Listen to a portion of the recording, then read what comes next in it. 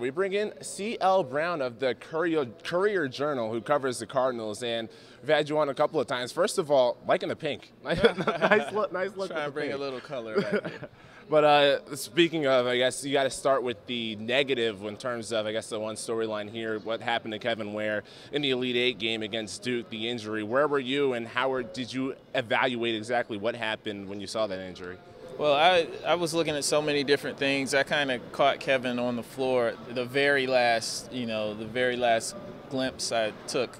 And I was on the other side, like the opposite side of the floor, so I didn't get any kind of real sense. But the thing that struck me was just the way the other players reacted. And Shane Behannon and Wayne Blackshear, guys on the floor, and you seeing Russ Smith crying. And everybody, it was 36,000 people in Lucas Oil Stadium, all just kind of stood up, stunned, and you're just waiting to see what happened. It was like everybody was in a daze for a spell. And that's exactly what stood out to me too, seeing other people's reaction. What is it about Kevin Ware that made it so everyone just was basically in tears?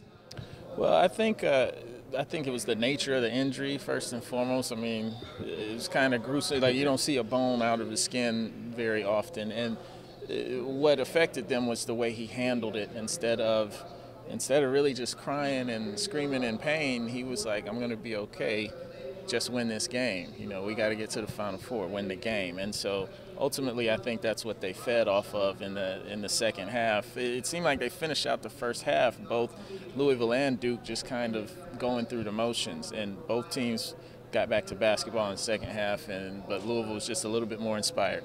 And now, Syracuse fans have seen Louisville 3 times this year, most recently the Big East tournament when Louisville captured that championship. What's the biggest difference with Louisville now here in the Final Four and what they were a couple of weeks ago? Well, I think I'd go all the way back to the first Syracuse game that they played in Louisville, where Louisville made mistakes down the stretch and Syracuse wins that game. I think from that moment on, and that started a 3-game losing streak in January, I think from that moment on, they kind of shored up, got a little bit tougher mentally in close game situations and down the stretch. Although here recently, outside of the game at Syracuse, they haven't really played many close games. Only 2 games in single digits after the 5 overtime loss at Notre Dame. So I think they've just progressed more offensively. They've always been good on defense, but here now lately they're scoring more. You look at Russ Smith, his percentages are up in the 50% range shooting from the floor, where during the regular season it was low 40s.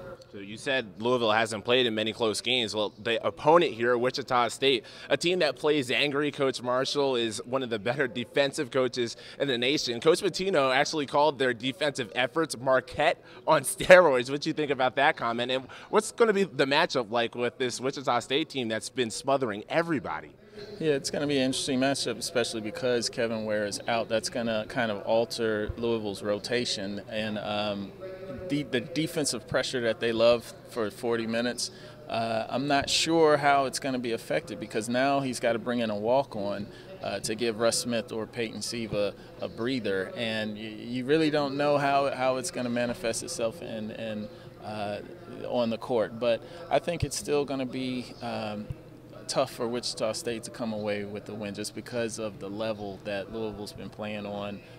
They still have so many weapons, especially offensively, and I'm not sure that they played VCU. Wichita State won at VCU, I believe, but this press and this defense at Louisville is a little different. They're not just a one-stop kind of, VCU is just the press. If you break through the press, normally you're going to score. This Louisville team has a great half-court defense as well. They switch man and zone, sometime within the same possession, to kind of confuse offenses. So I think all of that is going to factor in, and I still think Louisville's going to come away with the win. While we're on the topic of defense, Coach Pitino saying that Wichita State, the best defensive team he's seen this year. He's seen Syracuse 3 times. So, I mean, should Syracuse got to take that as a little bit of a slight? And what are the differences in terms of these defenses, and why does Pitino kind of think that's the case?